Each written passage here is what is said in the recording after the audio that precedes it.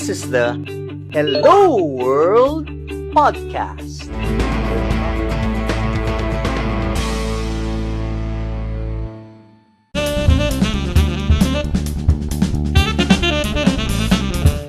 Let's jump to the advice part or to the tips with our remaining time.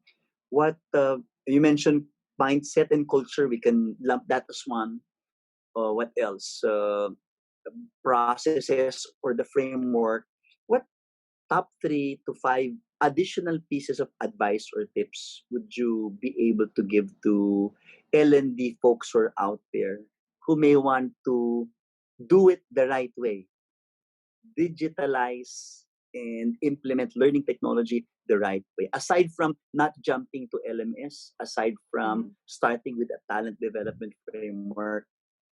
Anything else that is based on your experience or the usual challenges that you encounter? Right, yeah.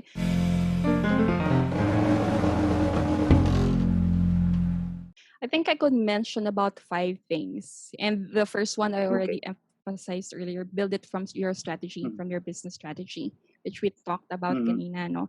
The second one that I would give, Louis, to our listeners is you need to assign a project manager who would really oversee all the activities, in the entire implementation. And even when you create a new course, so for example, you have a new course, you created data privacy, right? Kasi, diba, medyo important yung data privacy right now. Let's say you need to create a data privacy course. Assign a project manager, right?